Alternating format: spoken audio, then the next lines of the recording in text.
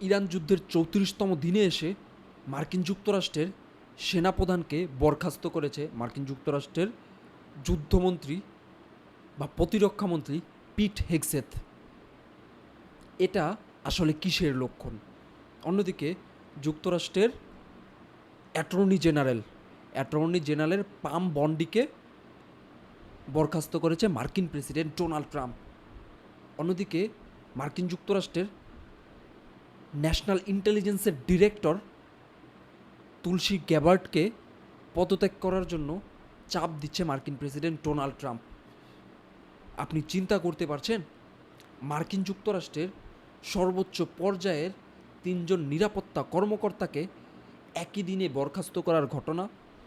একজনকে চাপ দেয়া হচ্ছে পদত্যাগ করার জন্য, অন্যদিকে 2জন মোটামুটি বরখাস্ত হয়ে গেছে। তাও আবার কোন 2জন? একজন হচ্ছে সেনাপ্রধান। মার্কিন যুক্তরাষ্ট্র বলছে তারা ফিল্ড অপারেশন পরিচালনা করবে, আর ফিল্ড অপারেশন যেই হাজার হাজার সেনা দিয়ে পরিচালনা করবে, সেই ফিল্ড অপারেশনের সেনাদের কমান্ডার বা ফিল্ড অপারেশনের সেনাদের সর্বাধিনায়ক সেনাপ্রধানকে বরখাস্ত করেছে এই যুদ্ধের 34তম দিনে এসে, যুদ্ধ যখন সর্বোচ্চ পর্যায়ে রয়েছে। অন্যদিকে অ্যাটর্নি জেনারেলকে হুট করে মার্কিন প্রেসিডেন্ট ডোনাল্ড ট্রাম্প বরখাস্ত করেছে। তারপর হচ্ছে ন্যাশনাল ইন্টেলিজেন্স ডিরেক্টর তুলসী গ্যাবার্টকে ট্রাম্প পদত্যাগ করানোর জন্য বাধ্য করছে বা পদত্যাগ করার জন্য বাধ্য করছে, ব্যাপক মাত্রায় চাপ দিচ্ছে যাতে সে পদত্যাগ করে। আর এদের পদত্যাগ করানো হচ্ছে শুধুমাত্র এরা যুক্তরাষ্ট্রের ট্রাম্প নীতি থেকে বের হয়ে আসতে চাইছে, বা যুক্তরাষ্ট্রের যে ট্রাম্প নীতি আছে সেই ট্রাম্প নীতির বিরুদ্ধে কথা বলছে। সেনাপ্রধান খুব ভালো করে জানে যদি যুক্তরাষ্ট্র ইরানে ফিল্ড অপারেশন পরিচালনা করে, সেক্ষেত্রে যুক্তরাষ্ট্রের পরিস্থিতি এক ভয়ঙ্কর পরিণতি বরণ করতে পারে, যুক্তরাষ্ট্রের পরিস্থিতি একটা ভয়ঙ্কর রূপ নিতে পারে। অ্যাটর্নি জেনারেলও এই ধরনের মনোভাব পোষণ করেন। ইভেন এই 3জনই মার্কিন প্রেসিডেন্ট ডোনাল্ড ট্রাম্প যেভাবে বলেছে সেভাবে হ্যাঁ করেনি, বা মার্কিন প্রেসিডেন্ট ডোনাল্ড ট্রাম্প যেভাবে শুনতে চায় সেভাবে তারা খবর বলেনি আপনি বলতে পারেন। মার্কিন প্রেসিডেন্ট ডোনাল্ড ট্রাম্প শুধু নিজের প্রশংসা শুনতে ভালোবাসেন আর নিজের সফলতা শুনতে ভালোবাসেন। এই 3জন লোক তাকে সফলতা সম্পর্কে বলেনি বা তাকে যুদ্ধের বাস্তব চিত্র দেখিয়েছে। এই কারণে এই তিনজনকে বরখাস্ত করা হয়েছে। ইভেন মার্কিন যুক্তরাষ্ট্রের সেনাপ্রধানকে বরখাস্ত মার্কিন যুক্তরাষ্ট্রকে এখন একটা খাদের কিনারায় এনে দাঁড় করিয়েছে।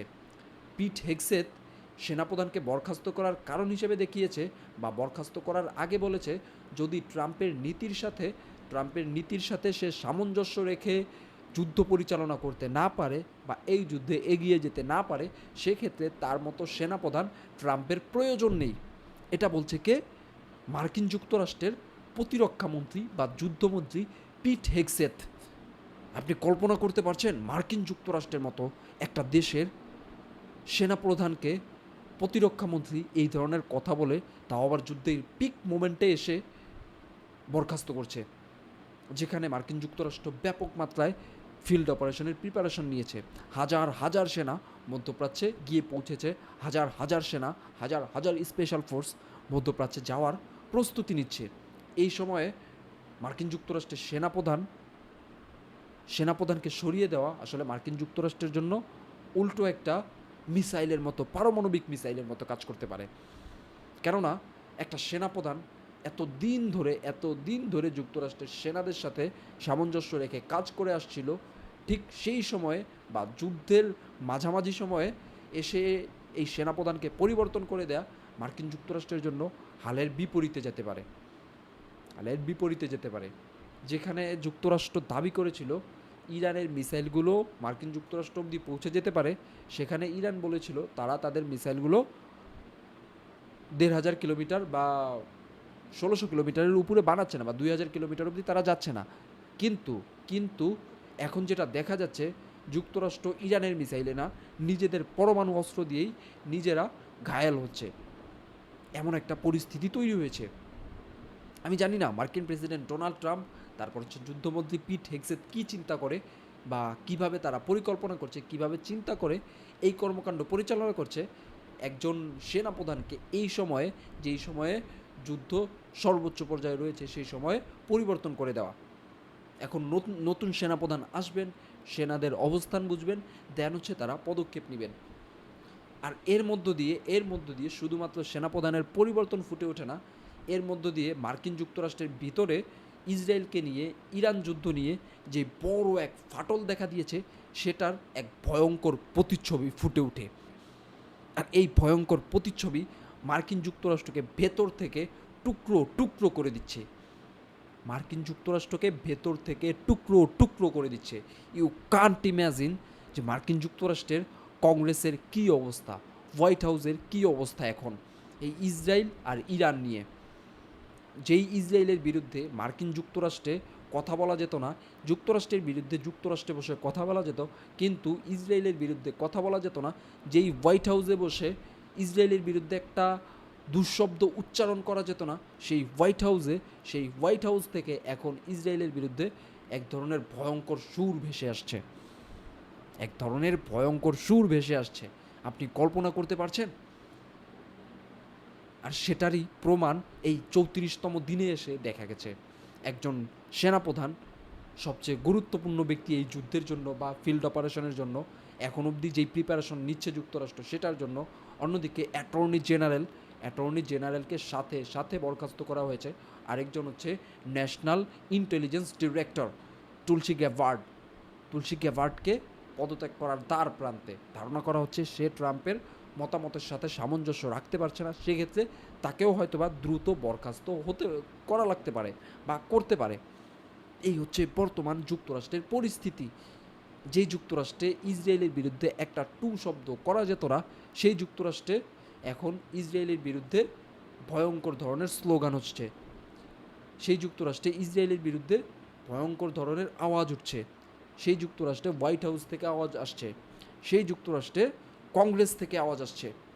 এটা আমি আপনি ছোট করে দেখতে পারি, যেখানে আমরা মুসলিম কান্ট্রিগুলোতে, কিছু কিছু মুসলিম কান্ট্রিতে ইসরায়েলের আব্রাহাম চুক্তির মাধ্যমে এখন আওয়াজ তুলতে পারছে না, কিন্তু তারপরও আমরা কিছু মুসলিম রাষ্ট্রে বা আমরা যে রাষ্ট্রগুলোতে রয়েছি, সেই রাষ্ট্রগুলোতে ইসরায়েলের বিরুদ্ধে কথা বলতে পারলেও মার্কিন যুক্তরাষ্ট্রে কোনোভাবেই ইসরায়েলের বিরুদ্ধে কথা বলা জায়েজ না। আপনি বলতে পারেন মার্কিন যুক্তরাষ্ট্রে বসে ইসরায়েলের বিরুদ্ধে কথা বলা মানে ফাঁসির আসামি হওয়া, এই ধরনের একটা পরিস্থিতি। কিন্তু ইরান যুদ্ধ চোখে আঙুল দিয়ে যুক্তরাষ্ট্রকে দেখিয়ে দিয়েছে, যুক্তরাষ্ট্রের উচ্চ পর্যায়ের নেতাদের দেখিয়ে দিয়েছে যে ইসরায়েল আসলে তার নিজের স্বার্থ ছাড়া ডানে বামে সামনে পেছনে কিচ্ছু বোঝে না। সে শুধুমাত্র নিজের স্বার্থের জন্য কাজ করে যায়। আর এটা মার্কিনিরা বুঝতে পেরে, মার্কিন ঊর্ধ্বতন কর্মকর্তারা বুঝতে পেরে এখন দ্বন্দ্ব প্রকাশ্যে চলে এসেছে। আর এই দ্বন্দ্ব শুরু হয়েছিল একজন ফোর স্টার র্যাঙ্কড ব্রিগেডিয়ার জেনারেলকে দিয়ে বলতে পারেন। সেখান থেকে এখন সেনাপ্রধানে এসে আটকেছে। এখন এটা ধীরে ধীরে কোন দিকে ওঠে, সেনাপ্রধান বললে ভুল হবে, অ্যাটর্নি জেনারেল বা ন্যাশনাল সিকিউরিটি ইন্টেলিজেন্স ডিরেক্টরে এসে আটকেছে। এখন এটা ধাপে ধাপে আরও কত উপরের দিকে যায় সেটা প্রশ্নের বিষয়। এর উপরের দিকে বলতে পারেন আর দুইজনই আছে, পিট হেগসেথ, মার্কিন প্রেসিডেন্ট ডোনাল্ড ট্রাম্প। এখন ইসরায়েল বিরোধী মনোভাব শুধুমাত্র এই স্টেজ অবধি পৌঁছানো বাকি আছে, যে ইসরায়েল নিজেদের যুক্তরাষ্ট্রের প্রভু মনে করত। কিছুদিন আগে নেতানিয়াহু হোয়াইট হাউসে গিয়ে হোয়াইট হাউসের চাবি ট্রাম্পকে বুঝিয়ে দেওয়ার সময় সে বলছিল, এটা তোমার কাছে আমাদের আমানত। হোয়াইট হাউসের চাবি ট্রাম্পকে বুঝিয়ে দিয়ে নেতানিয়াহু বলছে, এটা তোমার কাছে আমাদের আমানত। আপনি চিন্তা করতে পারছেন? এখন আপনি কি বলবেন, যুক্তরাষ্ট্র ইসরায়েলকে চালায় নাকি উল্টোটা? আপনার কি মনে হয়? অবশ্যই কমেন্ট করে আপনার মতামত জানাবেন। এই হচ্ছে বর্তমান আমেরিকার পরিস্থিতি, এই হচ্ছে যুক্তরাষ্ট্রের পরিস্থিতি। আপনি কল্পনা করতে পারছেন? যেখানে ইরানকে তারা ধ্বংস করে দিয়েছে, ইরানকে তারা ধ্বংস করে দিবে, এখন তারাই ধ্বংসের দ্বার প্রান্তে।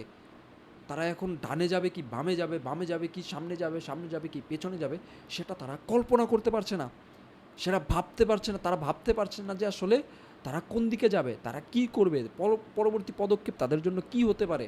অন্যদিকে তাদের যুদ্ধ বিমানগুলো ভূপাতিত হচ্ছে 34তম দিনে এসে। ব্যাপক মাত্রায় হামলা করেছে ইরানি বাহিনী। ইসরায়েলের দিকে ব্যাপক মাত্রায় মিসাইল হামলা করেছে। ওই দিক থেকে হিজবুল্লাহ তো তার হামলা চালিয়েই যাচ্ছে। হিজবুল্লাহ মোটামুটি ইসরায়েলি বাহিনীকে লেবাননের ভিতরে ঘেরাও করে ফেলেছে। ঘেরাও করে আটকে এখন ধরে ধরে হামলা করছে। ধরে ধরে হামলা করছে। যেটাতে ইসরায়েলি বাহিনীকে অকল্পনীয় হামলার শিকার হতে হচ্ছে। যেটা যুক্তরাষ্ট্রকে ভয়ঙ্করভাবে ভাবাচ্ছে। যেটা আমি আপনি কল্পনাও করতে পারছি না। এমন একটা পরিস্থিতি তৈরি হয়েছে। এই হচ্ছে পরিস্থিতি। দেখা যাক এই যুদ্ধ শেষ পর্যন্ত কোথায় গিয়ে দাঁড়ায়। তবে মার্কিন যুক্তরাষ্ট্রের সেনাপ্রধানের পদত্যাগ বা সেনাপ্রধানকে বরখাস্ত করা, অ্যাটর্নি জেনারেলকে বরখাস্ত করা, তারপর হচ্ছে ন্যাশনাল ইন্টেলিজেন্স ডিরেক্টরকে বরখাস্ত করা, এটা এটা মার্কিন যুক্তরাষ্ট্রের জন্য এক ভয়ঙ্কর অশনির সংকেত দিচ্ছে, যেটা তারা এখনও হয়তোবা টের পাচ্ছে না। আগামী 1 থেকে 2 সপ্তাহের মধ্যে এটা তারা খুব ভালোভাবে ভিজিবলি টের পাবে। তাহলে আজ রাখছি এখানেই। ভালো থাকবেন, সুস্থ থাকবেন। কমেন্ট করে অবশ্যই আপনার মতামত জানাবেন এই যুদ্ধ সম্পর্কে, সেনাপ্রধানকে বরখাস্ত সম্পর্কে, অ্যাটর্নি জেনারেলকে বরখাস্ত সম্পর্কে, পাশাপাশি তুলসী গ্যাবার্ড কি আসলেই বরখাস্ত হতে পারে? আসসালামু আলাইকুম।